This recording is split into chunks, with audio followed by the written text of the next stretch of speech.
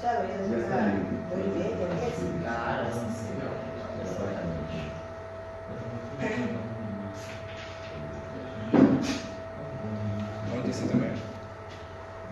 No hay problema si tengo un vaso de colita acá. No, me voy a secar literal. ¿Cuál era el tuyo? Sí, pero ¿Ya viste que no tenga virus? Eso Eso lo tengo. no secar. Ya estoy transmitiendo por si acaso. Ya, ¿ya está? Oye, entonces, cierto chico, hay que hablar de juego porque no hay aplicación. Hay que, no tiene que.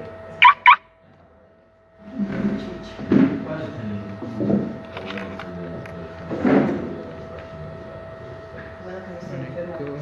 Sí. Ahí sí te iba a decir, no voy a hablar, ¿verdad? Me voy. Estoy bien. Sí, este man me hizo subir a costa pie y llegas que ya me moría. Creo que sí, no le merece. Solo viste que no tenga virus, nada más. Ya, no es una presentación. ¿Qué? Son fotos de imágenes que vas a ir Ah, ya, ya. Déjala bien. No sabes nada. Para mí que no hago ejercicio, le tengo que revolver la ropa. Seguramente lo sube sin problema. Pero yo sí. Alfredo, ¿todo bien? ¿Sí? ¿Se ve bien? Ya, bueno.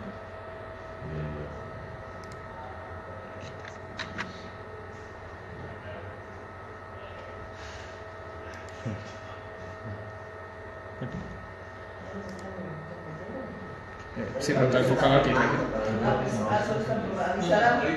Está probando el audio. Este está bien mi tono de voz. Sí. No. Mira, si algunos aquí microfonito o algo. Eso, de repente tiene imágenes, pero cuando él habla la vez pasada. Los dos. O sea, no es tan chiquito el espacio. Claro, pues sí, ese tema de la-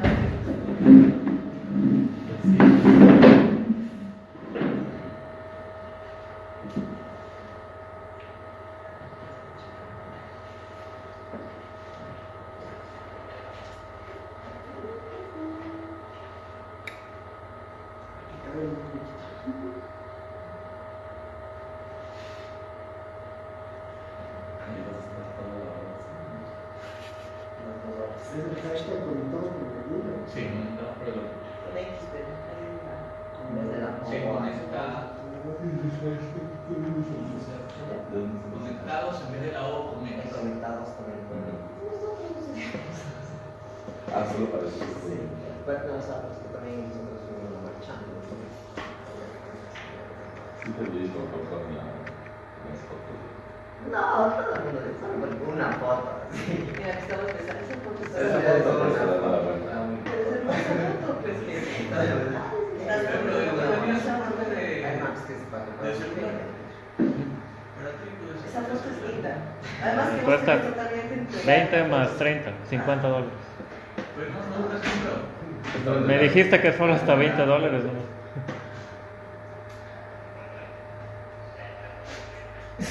Ahora todo internet lo sabe. La pobreza, resumen. O sea, el presupuesto de $2,000 para comprar un trípode después. No calle que decir no, o sea. Bien. 3, 2, 1. Buenas tardes, la Organización Usuarios Digitales del Ecuador extiende una cordial bienvenida a quienes nos acompañan en este conversatorio Género, Derechos de Internet. Mi nombre es David Ravelo y estaré moderando este evento.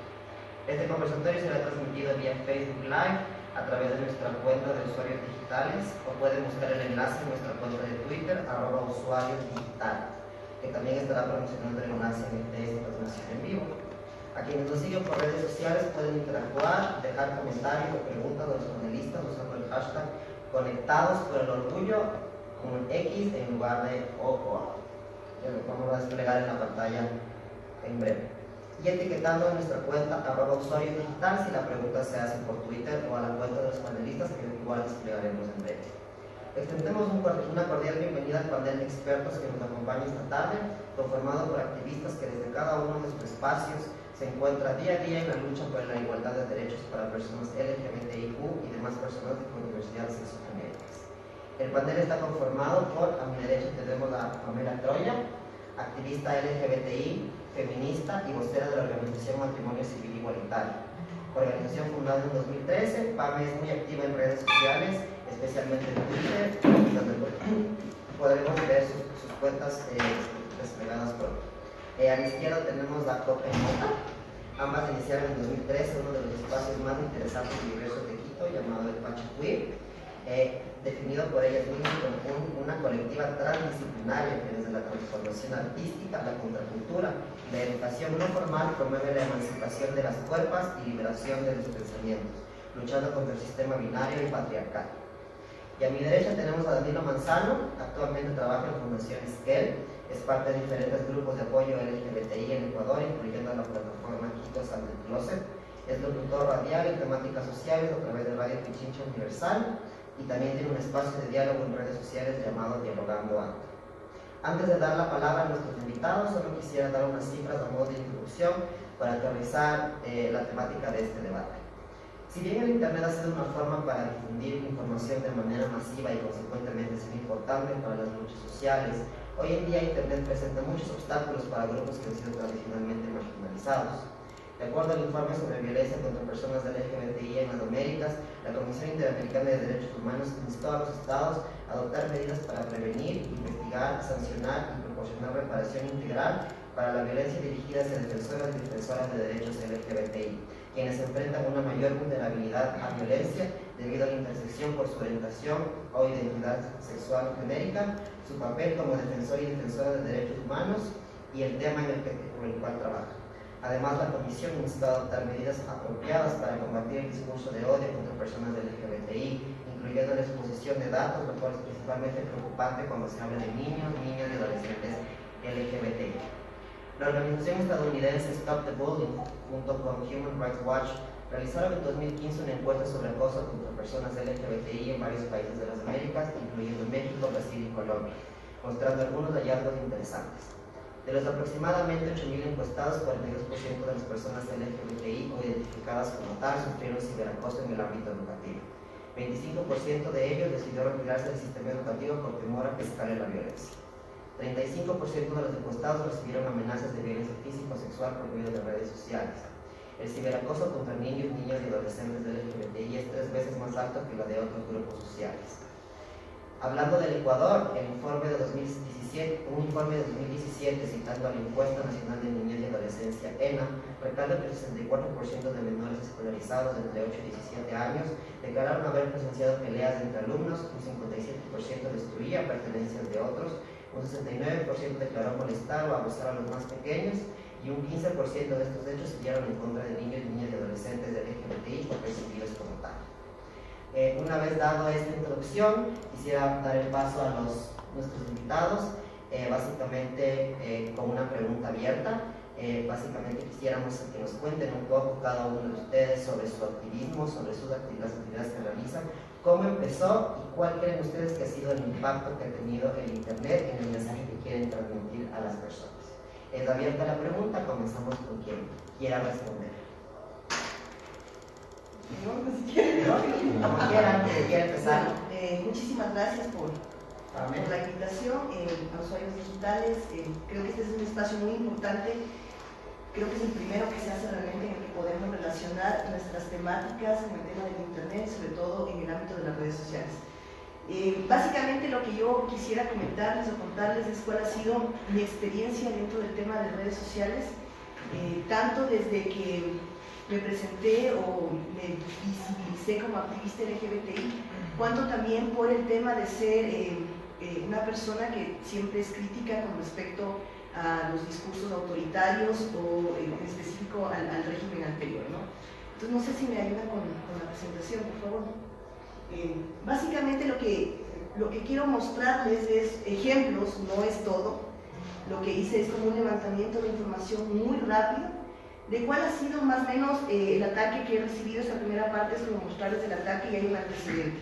En el 2013 nos presentamos varios colectivos al registro civil para luchar o reclamar el tema del matrimonio igualitario en el Ecuador. Lo que hicimos básicamente fue presentarnos como una pareja también acompañada por los activistas, mi pareja Gabriela Correa y yo, y de esa manera se dio paso, digamos, a la campaña de matrimonio civil igualitario. Y a partir de ese momento tengo mi primera experiencia, digamos, fuerte en el tema de redes sociales y me empieza a apasionar el Twitter. O sea, básicamente amo el Twitter así de una manera impresionante. Tengo cerca de 9.000 seguidores, pero siempre estoy en constante emisión de información y de compartir información también relevante en distintos ámbitos del tema de derechos.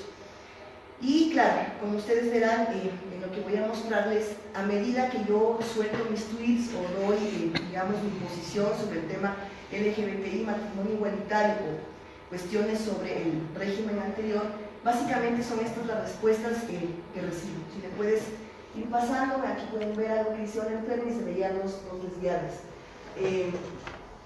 Ven aquí la palabra, lo busqué por básicamente palabras, hay palabras subrayadas. Pame, te invito a que conozcas a tu creador, él dejó el manual de la vida, donde te amas siendo pecadora como eres. Esta pobre mujer pecadora que de por sí solo ataca al gobierno, solo vives para corromper el Ecuador. Las que tienen que ver con el tema de gobierno es porque me están atacando más que por mi posición de activista, como mi posición frente a la cuestión del régimen, pero siempre atacan el tema de mi orientación sexual. Gente enferma, el derecho a casarse quieren, jaja, con este gobierno capaz tienen derechos y hasta adoptan, qué asco. Este era uno de los primeros tweets cuando nosotros empezamos la campaña en agosto de 2013. Enferma, básicamente se vuelve a repetir. Si le pueden pasar a la siguiente. Verga y miseria para Pame Troya, gracias. Marimacha, puerca, busca tu nombre para que te meta bueno, ustedes pueden leerlo ahí. Que hablas de tortillera, nada te parece bien, en todo te quejas, se nota que te hace falta un macho. Esto de que me hace falta un macho se repitió en algunos tweets, solo puse uno de ejemplo, y es como básicamente hay gente que piensa que las mujeres lesbianas somos lesbianas porque no tuvimos una buena relación con un hombre. ¿Sabe la diferencia entre feministas lesbianas y las lesbianas? Que ustedes son gordas y feas, cerdas de mierda, jajaja. Hay una cuestión también desde mi cuerpo o mi cuerpo, también hay un aspecto de migración con respecto a si soy gorda, mujer, lesbiana, etc. Pobre mujer, enferma, hija del demonio por tortillera, el tema de la relación, digamos, demonio-infierno también se repite. Pásale, por favor. Esta es, bueno, anda a hacer tortillas, marranita insidiosa, y este es un GIF, bueno, solo le puse como captura de pantalla más que como un GIF. Pásale, por favor. Esto es básicamente lo de lo igual, pecadora, Diosito. Esto es lindísimo. Diosito llora cada vez que dos hombres se besan, no hagas llorar a Diosito. Ya lesbiana, hija de puta, deja de reclamar. Volvemos a mostrar ese tema. Pásale nomás ahí. Bueno, sigue el tema del infierno, eso me encanta. El tema de lesbiana, eres una sociedad lesbiana, por lesbiana, calla lesbiana, se aprueba la ley, se podrán casar civilmente, pero ante Dios solo una abominación a la naturaleza. Este tema de estoy de acuerdo con el pastor se dio cuando tuvimos una especie de debate con el pastor Zavala en Ecuavisa. Pues hubo así comentarios como que estoy de acuerdo con el pastor, lea la Biblia, Satanás está con ustedes, amén. Asco con inclinaciones sexuales, que se van en contra de los mandatos bíblicos. Bueno, lesbiana. Este es buenazo, el rostro cuca con cuca te está volviendo loca. Consíguete un buen macho, el lesbianismo trastorna el mate, gorda asquerosa, igual el tema de gorda, infierno, ramera, muérete puta. Pásale nomás el tema ya. Y este es importante porque este fue de alguna manera emblemático, fue previo al tema de la campaña oficial de matrimonio civil igualitario. Esto fue en mayo del 2013, la campaña empezó en agosto del 2013. Y fue, digamos, el primer intercambio de tweets que tuve con el entonces presidente Rafael Correa. Él justo estaba justo previo a su posición al último mandato que tuvo una especie de conversatorio con algunos medios de comunicación y justo la última pregunta que le hicieron fue sobre el tema matrimonio igualitario. y él respondió que mientras él esté no va a pasar, porque la gente escogió más o menos, lo eligió a él por su moral también y por lo que es de él. Y yo lancé este tweet: usted nos denigra e irrespeta cuando antepone sus dogmas y prejuicios para gobernar. Y de verdad me sorprendió que, entre comillas, pierde el tiempo también respondiendo tweets. Eso era cuando recién él empezaba, digamos, a responder tweets. Y me pone: no hay problema, con las próximas elecciones seccionales hacemos una consulta popular o CAP, veremos si son mis dogmas y prejuicios. Yo respondo que él me responde así porque sabe que perderíamos, porque sus dogmas y prejuicios básicamente los comparte la mayoría de la sociedad, y su respuesta fue: entonces, no son solo míos los dogmas y prejuicios, qué alivio. Pasémosle. Yo le digo que me voy a casar independientemente de que él está o no y me manda a ser feliz, y básicamente continuamos en esta lógica hasta que al final, por favor, síguele. Él, claro, saca estos temas que para él no son progresistas. Dice que para algunos el manual del buen revolucionario es el aborto, matrimonio gay, hacer anticlerical, el ser ecologista infantil, etc.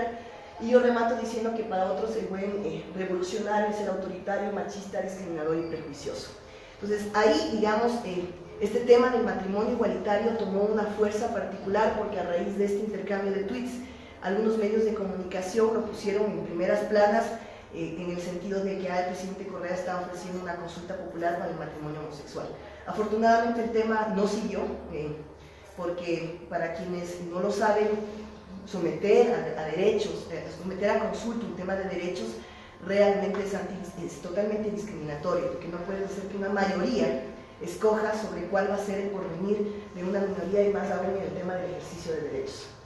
Pero como no todo es malo, digamos, en el tema de redes, también quise contrarrestar un poco todo esto que les he mostrado como ejemplo de lo que uno puede recibir si está en el ojo, digamos, o en la mira. También he puesto algunos mensajes positivos de apoyo. Apoyo tu causa LGBTI, no es necesario ser LGBTI para estar con ustedes, me apoyo. Este tuit es lindo porque dice: el amor por un hijo no debe tener límites, no importa quién lo críe, 100% de apoyo a su lucha, excelente posición, siempre encontrará un espacio abierto para el tema LGBTI, eso nos dice Michelle Oquendo del programa Desde mi Visión. Sigamos, por favor. Juancho también me había puesto un tuit de total apoyo, cualquier ayuda para dar fuerza al tema, todo el apoyo, sigamos. Entonces básicamente lo que estamos viendo acá es que así como las redes pueden destilar odio, pueden de alguna manera ser un espejo de nuestra sociedad, porque para mí las redes sociales son un termómetro de la situación, del pensamiento, de la ideología de las sociedades. Así como hay este lado negativo de discriminación, de LGBTI-fobia, de rechazo, de no conocer y de hacer que la ignorancia más o menos sea como la guía para decir ese tipo de comentarios bastante negativos. Hay gente también que está sensibilizada o que de alguna manera entiende que nuestras luchas no son luchas del mal ni del infierno ni de los pecadores, sino es una lucha por ser seres humanos, tener la misma dignidad y tener básicamente los mismos derechos. En ese sentido son los tweets de apoyo. Esto lo puse yo como un ejemplo también de cómo las redes sociales pueden movilizar cambios reales, efectivos. Ustedes recordarán que en este programa, ¿cómo se llamaba? ETT4, no me acuerdo exactamente cómo se llamaba el programa. Estaba esta animadora, María Fernanda Ríos, y que justamente le interpuso a una de las chicas que estaban cantando y no le fue como muy bien según ellas, y empezó a hablar sobre el tema de este jugador tiene talento, ¿no es cierto? Entonces empezaron a decirle que como le preguntaron si creía en Dios y ella dijo que no, y empezó a hacer esa la lógica de la respuesta de las animadoras Wendy Vera y María Fernanda Ríos, como para decir te está yendo mal porque no crees en Dios. Entonces confundieron un tema estrictamente de talento con una cuestión de ideología, donde creer en Dios no tiene nada que ver con que cantes bien o no. Y en ese sentido empezamos alguna gente a organizarnos en redes sociales para reclamarle en ese momento, si no estoy mal, Ecuavisa, que pasa, pone nomás donde estaba, por favor.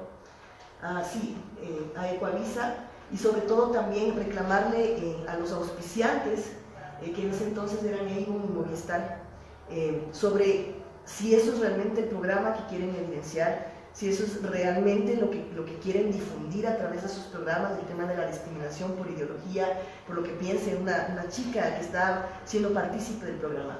Y en ese sentido empezamos a generar comentarios, inclusive haciéndoles o pretendiendo hacerles ver a las animadoras del programa que su posición era totalmente discriminatoria, y en ese sentido, en vez de recibir una disculpa, lo que pasó con María Fernanda Ríos es que empezó a insultar a todo el mundo, a bloquear a todo el mundo y enloqueció. Y nos dedicamos a mostrar ese tipo de tweets agresivos y discriminatorios a, sobre todo, Avon y Movistar, y tuvimos una gran respuesta de Avon. En ese sentido, respondió a apoyar a la mujer y el libre pensamiento. Hemos retirado el apoyo a dicho reality. Entonces, esto provocó que al menos de Avon retirara el auspicio de este programa en específico, y esto ya fue un acto real que además se convierte en un acto simbólico también. El hecho de que las redes sociales, de cuando la gente se organiza y también reclama visiblemente por el tema de los derechos, sí podemos conseguir alguna respuesta positiva como en este caso. Los siguientes ejemplos también son ejemplos de cómo también cuando nos organizamos, quienes estamos defendiendo una causa, podemos evidenciar esto o hacerlo muy visible en redes sociales, sobre todo Twitter. Y es el tema, por ejemplo, del ejemplo de matrimonio igualitario EC, que era el hashtag con el que nos lanzamos en esta campaña en agosto de 2013. Y es lindo porque hubo muchísimo apoyo, no solo de la red que nos organizamos, sino de la gente de manera, digamos, espontánea. Y logramos ser tendencia en Ecuador ese día del 5 de agosto del 2013 cuando nos presentamos. Terminal Ecuador, que es un sitio que verifica o analiza, digamos, las tendencias de los días. Ahí puede dar fe de que fuimos tendencia ese día y que hubo más o menos unas 310 cuentas que estuvieron activas tuiteando con respecto al tema y que ocupamos un quinto lugar, digamos, ese día. También hubo otro momento que fue en noviembre de 2013 donde reactivamos también la campaña en redes sociales y logramos ser terceros en tendencia nacional. La siguiente, por favor. También de manera particular, sea por los tweets justamente que lanzo con respecto a mis posiciones como activista o mi posición frente a algún tema de derechos, he logrado ser tendencia con mi propia cuenta en algunos momentos, por ejemplo, de este año, de septiembre del 2014, febrero del 2014 también. El tema de la audiencia Troya Correa, que fue la audiencia que recibió nuestro caso, porque nuestro caso de matrimonio igualitario está judicializado y ha escalado, digamos, las instancias de primera corte provincial, está ahorita en la corte constitucional, y la primera vez que fuimos recibidas en audiencia por el juez o la jueza en este caso, generamos este hashtag y logramos ser tendencia también con el tema de audiencia Troya Correa. Pásame, por favor. Este es como el último ejemplo también de cómo hashtags mundiales sobre algo en específico también pueden tener penetración local, y en este caso fue el tema del orgullo 2017, que era como el hashtag oficial de Twitter, tanto así que tenía un icono de corazoncito al lado, un corazón de colores diversos, y fue también tendencia el mismo hashtag en Ecuador. Lo fue el 28 de junio y también lo fue el 1 de julio y también lo fue el 2 de julio. Y cuando tú entrabas al hashtag, claro, habían también, digamos, posiciones contrarias, las típicas del pensamiento discriminativo que puede haber, pero también había mucha gente que se mostraba desde su posición, desde su orientación sexual o sexogenérica y estaba usando este hashtag, y otra gente también que se estaba uniendo a la causa mostrando, claro, hay un tema que no es que me encante, que te dicen, no soy gay, pero apoyo tu causa, entonces como se aclaran primero heterosexuales antes de decirse que están, como para que quede esta línea marcada entre sigo siendo normal, pero te apoyo. Pero bueno, se agradecen estas muestras de apoyo también por la intencionalidad. Eso es básicamente lo que quería mostrarles. Justo tengo 20 minutos y creo que he cumplido los 20.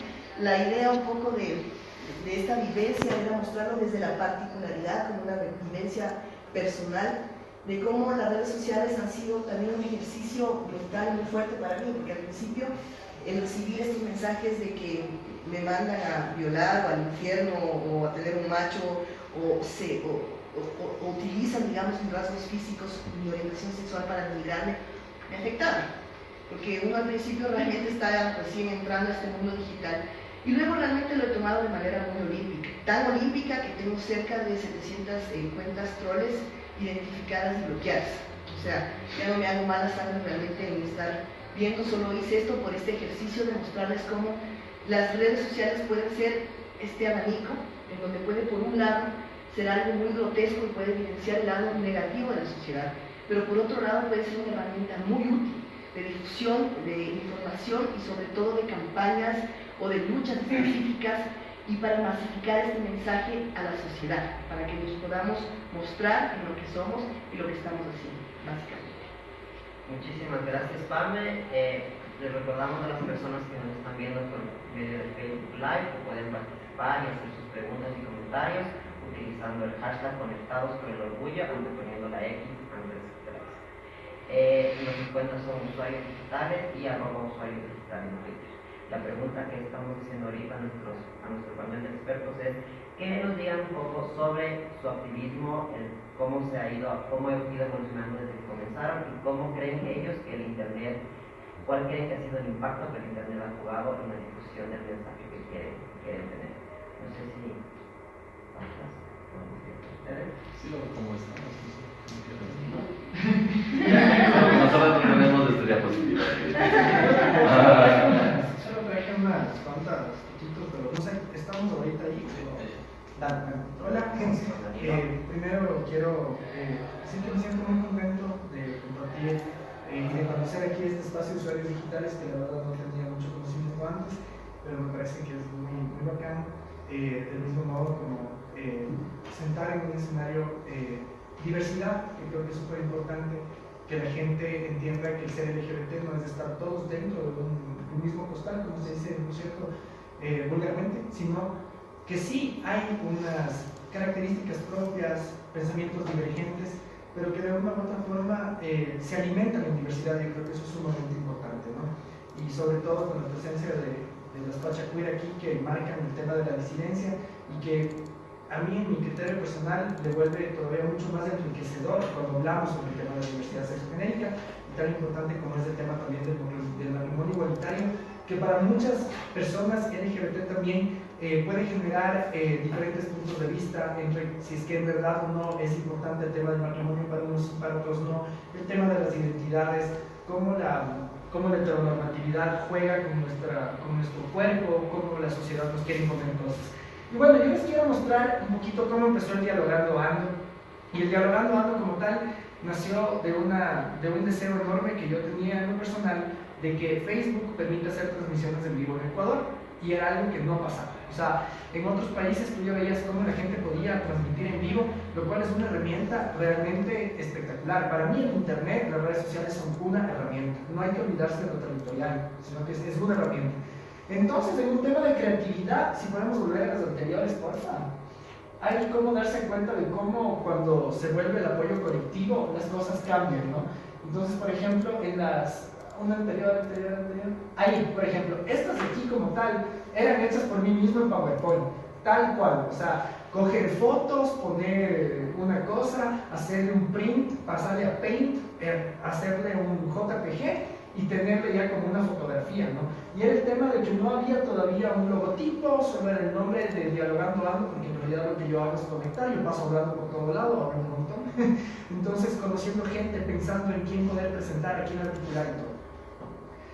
Esto de Dialogando Ando nace después de ya algunos años de empezar a formarme como activista, donde tuve la oportunidad de conocer un montón de gente durante los últimos años, gente que está viva, otra gente que ya no está tan bien. Pero finalmente lo que me di cuenta es que de una u otra forma la gente como tal no es que se identifica en ti, sino en la causa que promueves, en las cosas que hablas. El uso de mi red social, cuando te recuerda lo que hablabas hace años, a mí me daban unas lecciones tenaces, porque hace 5 o 6 años mis comentarios eran de estoy triste, me rompieron el corazón y cosas por el estilo. Pero luego empiezas a ver en los últimos años que todo cambió por completo. No hablo ya sobre mi vida personal, porque me parece que es justamente eso. Y debido a que la gente como tal empezó a identificar el perfil en Facebook para un espacio de información del activismo como tal. Entonces la gente cuando me escribe, no me escribe a preguntarme a mí cómo estoy en lo personal, sino que escribe cosas completamente distintas. Por ejemplo, esto fue el material que hicimos para convocatoria para el tema de las actividades por el orgullo LGBT, se dieron talleres, en fin, algunas actividades. Pero quiero enfocarme principalmente en el uso del Internet como herramienta, que creo que es lo más valioso que a mí me ha podido pasar. El uso de las redes sociales permitió a nivel latinoamericano, creería yo, de todo el mundo, que hayan derechos de los cuales no se hablaban porque eran tabú, porque daban miedo, porque eran realmente de terror para la gente, que a través del Internet se puedan posicionar en las redes sociales. ¿Sí? Por eso es que el tema de la censura es súper perverso cuando hemos visto tantos esfuerzos desde diferentes corrientes que han querido opacar el tema LGBTI. Justamente lo que pasó con YouTube, que los activistas de México principalmente, que igual son tan diversos, empezaron a manifestar su descontento porque YouTube comenzó a censurar, a restringir que la gente pueda ver sus videos. ¿Y esto por qué se daba? Porque había unas presiones de diferentes religiones súper fuertes, había también unas decisiones políticas que estaban de por medio, entonces como tal, eso quería ir limitando que los temas del LGBTI puedan ser de acceso público, porque recordemos que ya algo que se sube al internet puede ser visto por las diferentes personas. Finalmente, el tema en sí ya de empezar a trabajar en las redes sociales a través del Dialogando Ando como tal, primero permitió entender que hablar sobre el tema LGBTI no es un solo tema, sino que hay varios temas dentro del tema LGBTI. Pero por otro lado, que las causas sociales son todas totalmente importantes. No se puede pensar que hay un solo tema, como por ejemplo el tema del matrimonio igualitario, que es un tema súper importante para nosotros como personas LGBT, pero no es más importante que la despenalización del aborto para las mujeres. ¿Sí? Era ofrecer un espacio donde la gente pueda hablar sus temáticas, donde la gente pueda hablar sin miedo sobre sus temas, pero sobre todo informar sobre actividades culturales, marchas, protestas, espacios de encuentro, espacios formativos para que la gente como tal pueda conectarse. El Dialogando Ando justo hace 2 días logró conseguir 1000 seguidores, lo cual en lo personal era una alegría súper grande. Primero, porque fue un proceso orgánico. Al Facebook tú le puedes pagar $5, $10, $20 o lo que sea para que te pueda replicar más información y que tú puedas obtener más seguidores de una forma más rápida. Sin embargo, la voluntad fue que el espacio vaya que vaya a su ritmo, que la gente vea el espacio y que quien se quiera identificar, sobre todo enterar de diferentes temas, lo haga como de forma voluntaria. Entonces, el tener estos 1000 seguidores de forma orgánica, en realidad es un reconocimiento al esfuerzo. ¿Y al esfuerzo de qué? Primero, que el activismo que en lo personal yo hago es totalmente voluntario. ¿Sí? Yo no soy parte de una organización sin fines de lucro LGBTI que tiene sus donantes y de donde se generan sueldos, no lo hago de esa manera. Aparte, Dialogando Ando nació con el teléfono puesto al frente y que luego diferentes personas quisieron ayudar a que haya un video editado, ayudar a que haya una transmisión un poco más chévere, que a uno le toca aprender lo que no sabe de edición y un montón de cosas, de manejar plataformas, bueno, que no es que sean tan difíciles, pero cuando uno no sabe, ¿no es cierto? Entonces, finalmente yo creo que el usar las redes sociales para el activismo, primero nos permite llegar más lejos con el mensaje, pero en lo personal es darle a la gente la oportunidad de entender que la gente no está sola.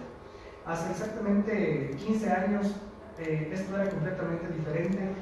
Las posibilidades de que nosotros podamos encontrar testimonios de otras personas o ayuda a través del internet no era como es ahora. O sea, las redes sociales sí revolucionaron muchas las cosas y no sé si, por ejemplo, a Pamela o a nuestras amigas del Pachacuy, a Coca y Nota les ha pasado, que yo les quiero comentar lo que me pasa a mí.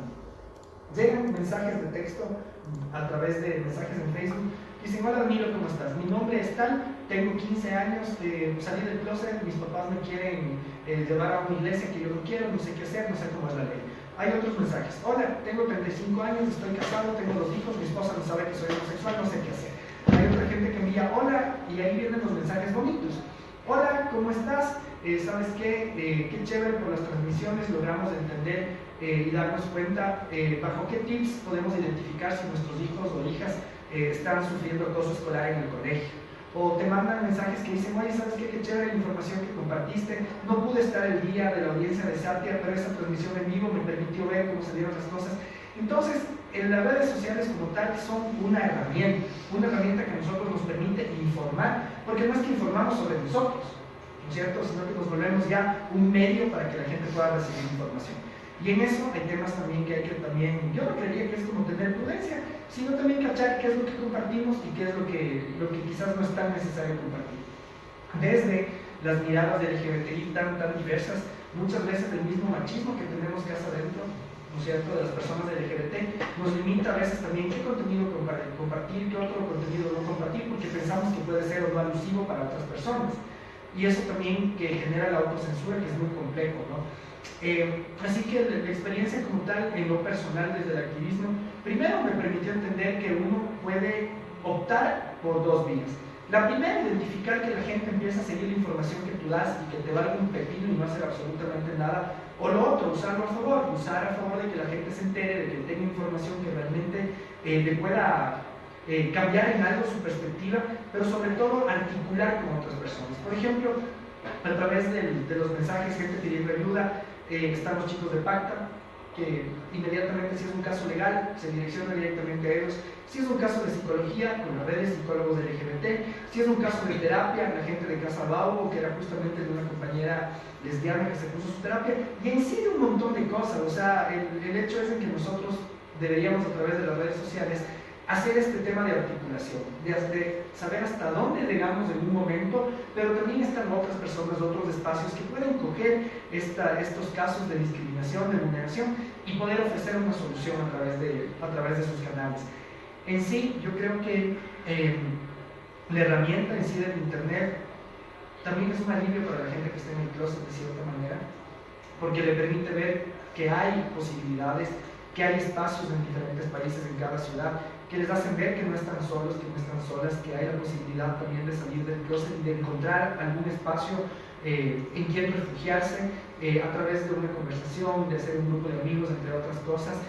Nos ha permitido, es impresionantemente importante en temas de salud sexual, principalmente de hombres que tienen sexo con hombres, empezar a hablar de temas de VIH también sin miedo. Hay mucha gente que está con VIH que no habla del tema, pero al menos puede escuchar, al menos puede informarse y puede tener este tipo de información a su favor. El Dialogando Ando como tal nació en agosto, va a cumplir un año. Hemos tenido una cantidad de temas súper distintos, desde la importancia que tiene acudir a un grupo de narcóticos anónimos, desde el hecho de conversar trivialidades a veces como el uso del Pokémon Go relacionado al uso del tiempo libre de la gente.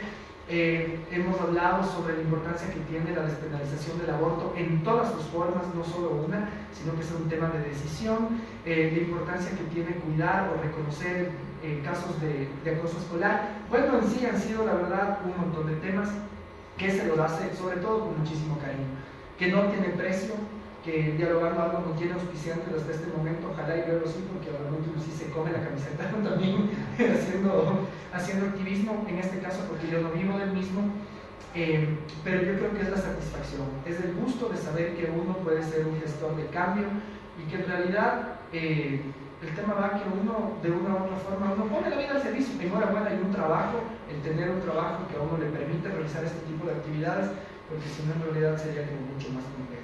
Así que yo creo que el tema está, como para cerrar mi presentación, primero agradecerles nuevamente, y es que las personas LGBTI primero debemos realizar un montón de cambios casa adentro.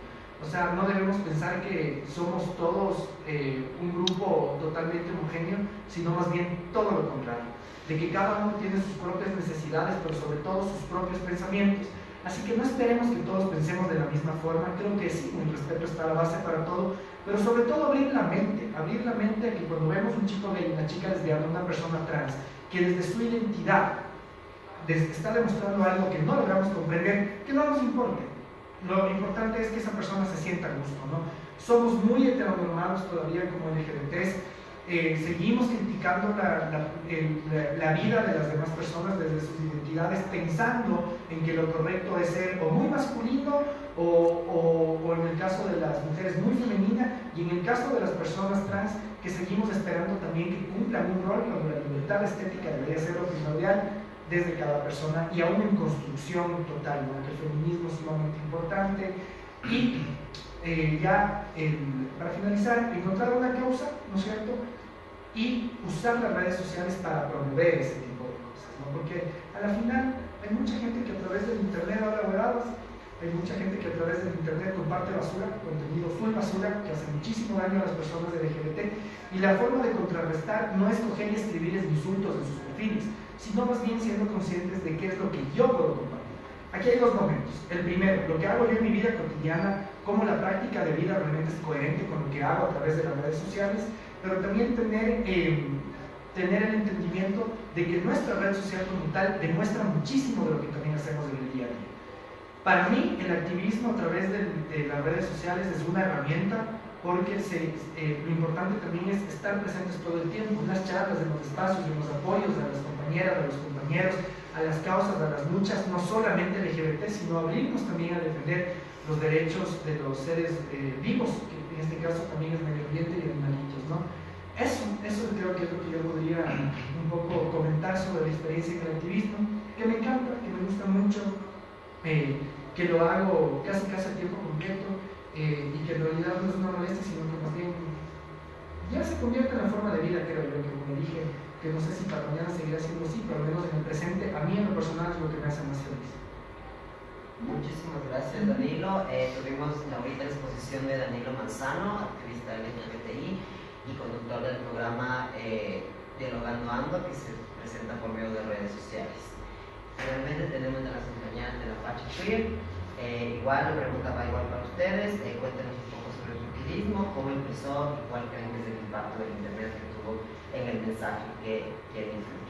Antes de que empiecen, pues aquí están todas las redes sociales de nuestros panelistas por si quieren tener contacto con ellos por medio de tanto de Facebook como de Twitter, si les quieren hacer una pregunta específica. Ahora sí, vamos con ustedes. Hola babies, nosotras somos La Coca y La Mota. Nosotras iniciamos esta utopía disidente, transfeminista, transgénero hace 4 años, aquí justamente cerca de estas instalaciones. Inició con la necesidad de tener un espacio para la libre expresión, para interpelar estas microviolencias impuestas e instauradas en estas sociedades machistas y patriarcales en las que vivimos.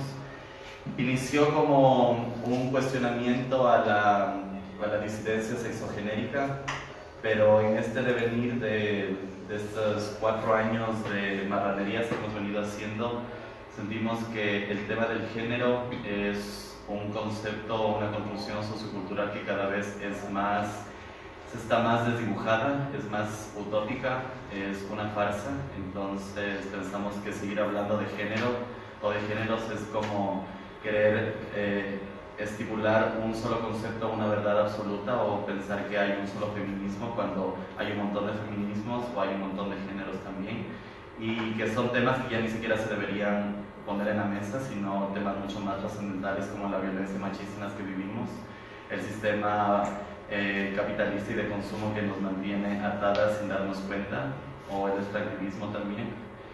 Temas mucho más coyunturales, mucho más trascendentales que estar hablando sobre masculino y femenino, cuando al final nosotras como cuerpas en un constante tránsito albergamos 1 millón de identidades, 1 millón de energías, 1 millón de vocecitas que nos están hablando.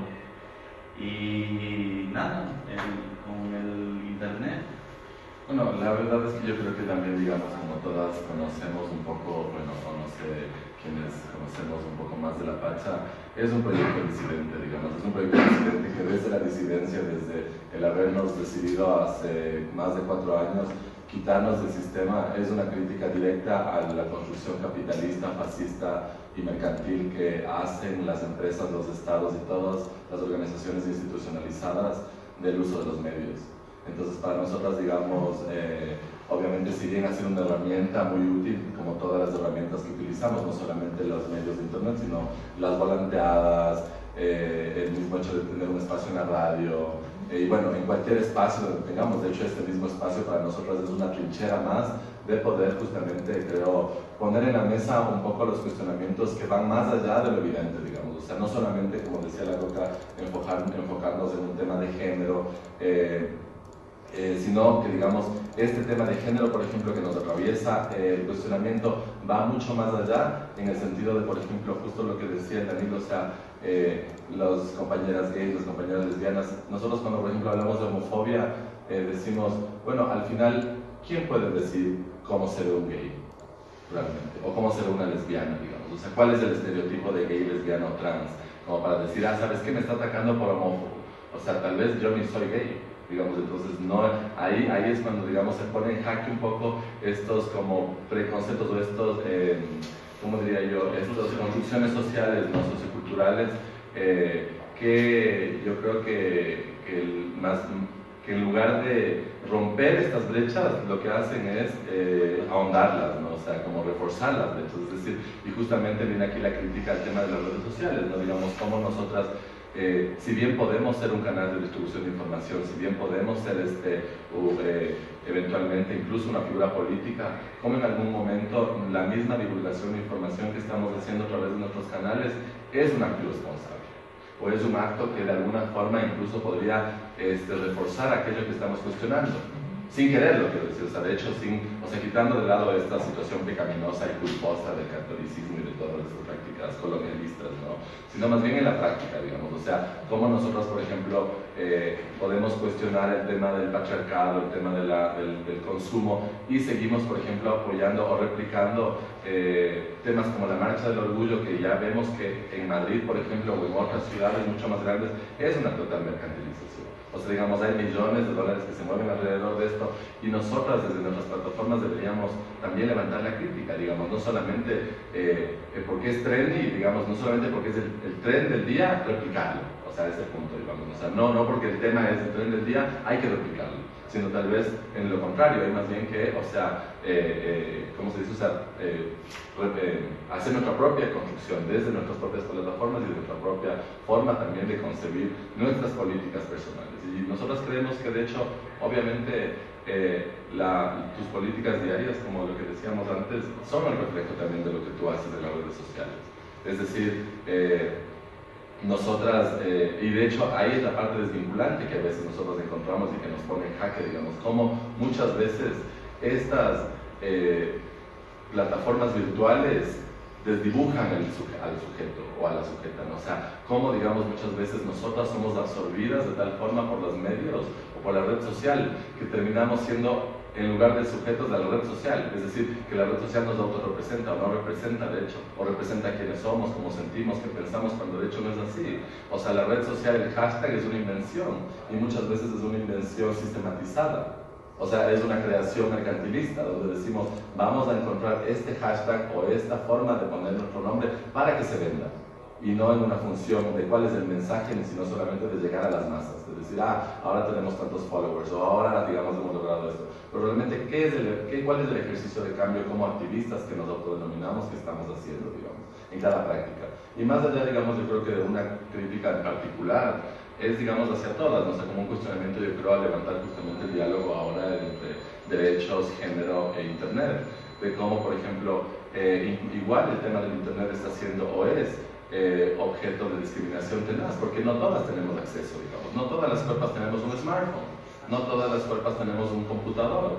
De hecho, yo creo que en países en Latinoamérica como el Ecuador hay una gran cantidad de personas que no tienen acceso a Internet, y que de hecho el Internet de algún modo se convierte en un privilegio bastante costoso. Entonces, ¿cómo, digamos, podemos hablar de que esto es un derecho? O de que, digamos, hay derechos de igualdad en estos servicios, en estos sistemas. Entonces, digamos, hay algunas situaciones que nosotros creemos que son como contradictorias, que son también en algún sentido súper manipulables. Por ejemplo, el mismo hecho de quiénes controlan los servidores que usamos. Por ejemplo, Facebook, Twitter, o sea, quiénes son estas grandes empresas que utilizan esto, ¿no? Y cómo también mercantilizan nuestra propia información. Cómo nosotras mismas también somos, ¿cómo se dice? Como que entregamos esta información directamente a los servidores, ¿no? O sea, como diciendo de dónde vienes, cuántos años tienes, cuánto ganas, dónde vives, a qué hora saliste y tal la cosa, ¿no? ¿Cómo te defines? Claro. Todas son situaciones también que entran dentro de ese sistema de consumo para definir a la persona, y a tal punto de que direccionar un tipo de publicidad, un tipo de mercantilización mucho más personalizada a cada persona, a cada usuario. Claro. El sujeto de estudio.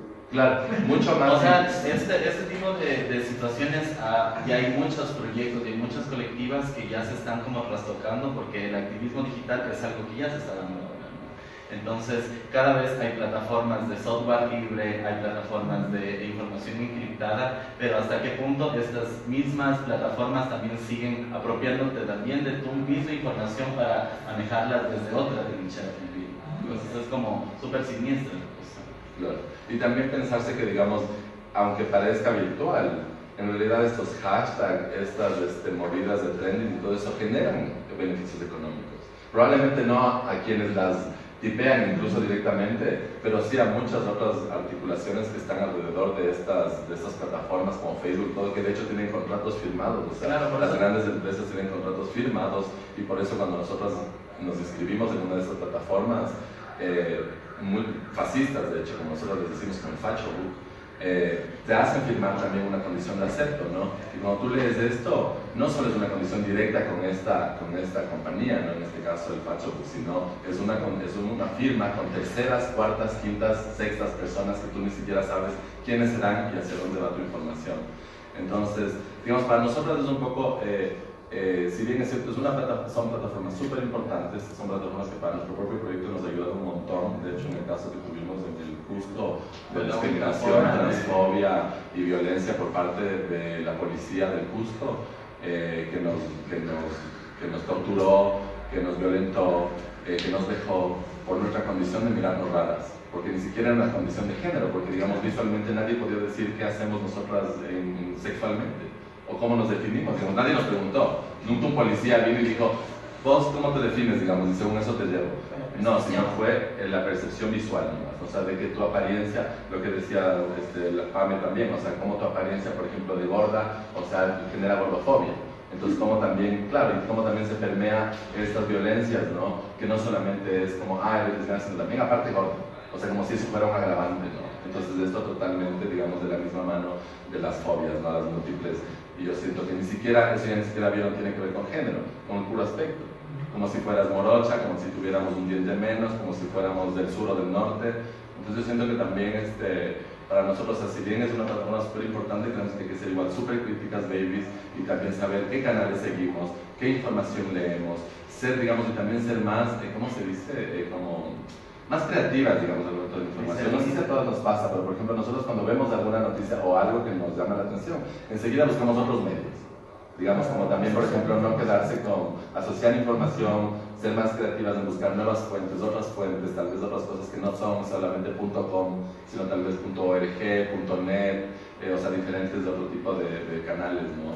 Y bueno, como decía la Coca, yo creo que lo interesante ahora, y gracias también por el espacio, que es justamente plantearnos esto, ¿no? Y cómo, digamos, nosotros estamos, cómo nosotros también podemos, como decimos, como ocupar, recuperar, como recuperar ¿no? O sea, para nuestra propia comunidad o para nuestras propias comunidades o microcomunidades, ¿no? Microsociedades. Claro, porque si al final estamos en la actualidad el servicio del internet ya se vuelve un medio de comunicación masivo, entonces ¿por qué no trasladarlo a un servicio público como es el agua, la luz y no seguir siendo un servicio privatizado?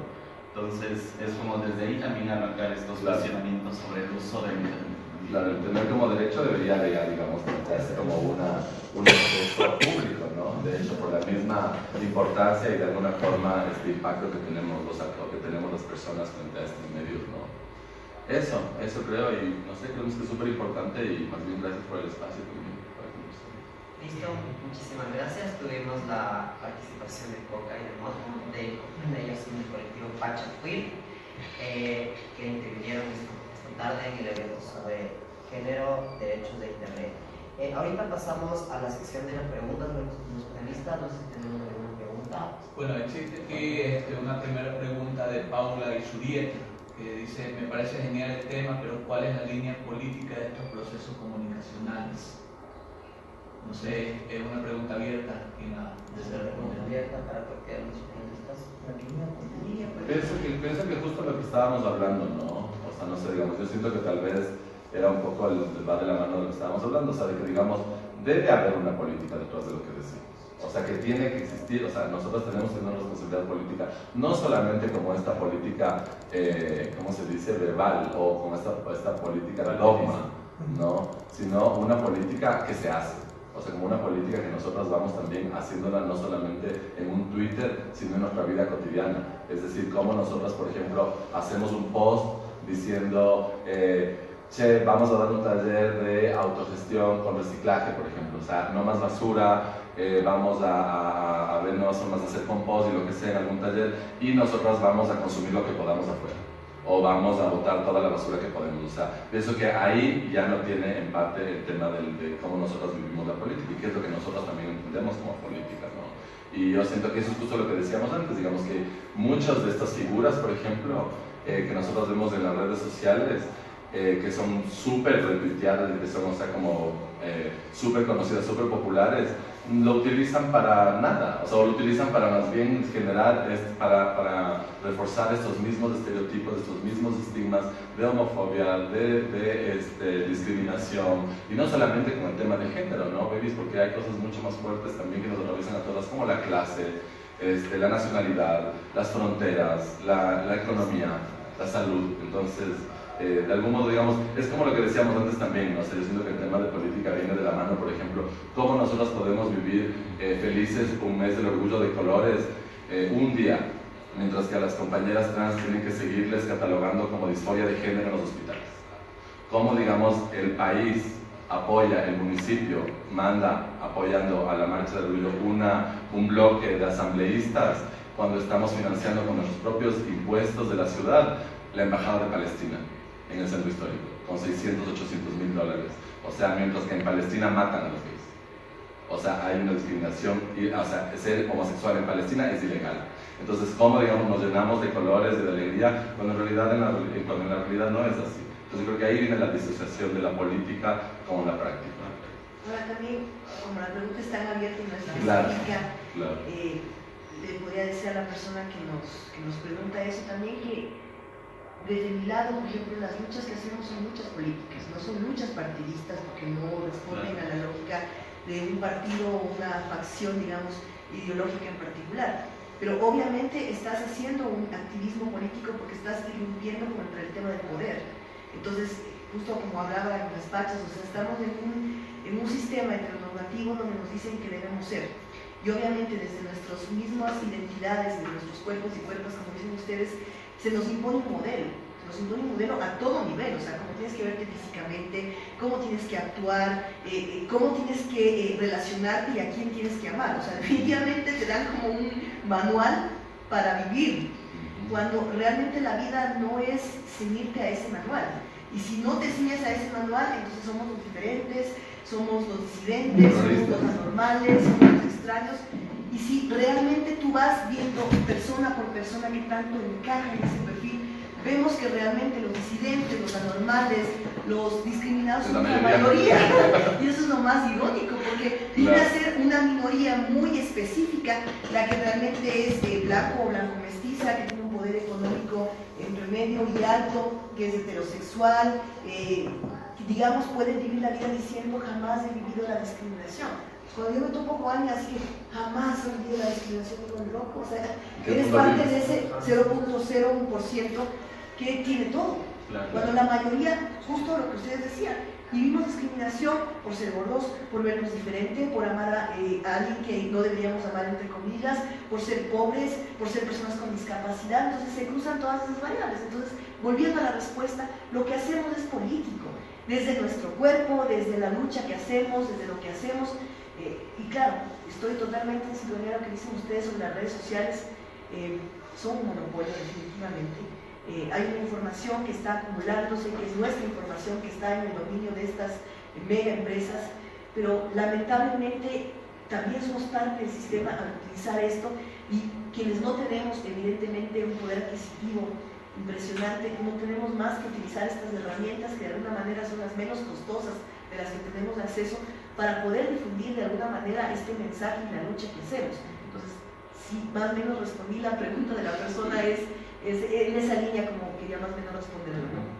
También creo que es como súper interesante el evidenciar de que yo creo que cuando hablamos ya de identidades tan diversas y ustedes que rompieron con todo el escenario, enhorabuena, yo creo que no hay como hablar como de un absolutismo, aunque lo hubiera como tal. ¿Por qué?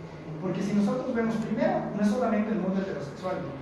Cerrado, que también es súper curioso cómo hay mucha gente heterosexual que de hecho comprende muchísimo más del tema que otras personas del LGBT, porque también pasa, ¿no? Entonces, por ejemplo, hay muchísimas otras formas de sentirse discriminado, y más, por ejemplo, también cuando estás en una condición de cisgénero, también pasa. Por ejemplo, a mí me tachan de burgués, clase alta, de un montón de cosas. No sabe. No sabe. Sí me cachas. Sí me cachas. A eso voy, ¿no? A eso voy. O sea, porque estuve vendiendo galetas para completar mi mes. ¿Me cachas? Entonces, a eso voy. O sea, el tema está en que en el tema de las diversidades, yo creo de que cómo nos encontramos primero entre nosotros. No para lanzar un discurso único, sino para primero reconocer que todas las formas diversas están perfectas. O sea, desde ahí.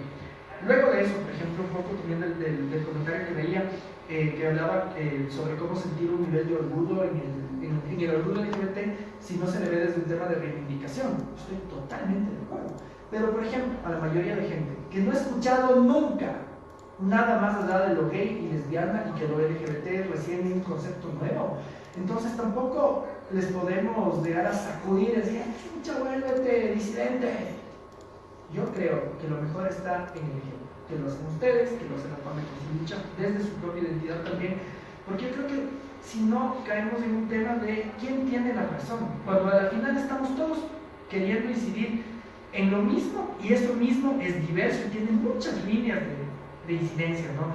Yo, por ejemplo, justo el día de Satya, que estuvimos afuera de la corte del caso Satya, que llegaron ustedes, les decía, cada vez que yo les veo me da muchísimo gusto, porque yo les veo en el corazón, no les veo con esta identidad o con la anterior, yo les veo que les conocí desde antes y siempre hubo ese cariño.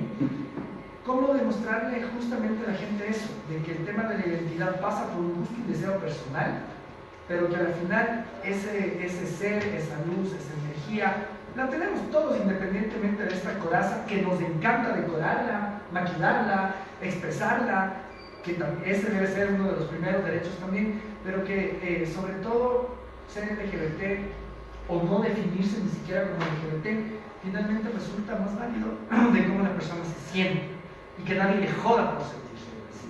Pero es difícil porque, nuestras formas de vida, qué difícil es ir soltando el machismo del día a día. O sea, es algo que debe ir más allá del discurso, debe ser una forma de vida. Cómo vamos hablando de lo trans si quizás nunca en la vida ni siquiera hemos intentado ni saludar como una persona trans.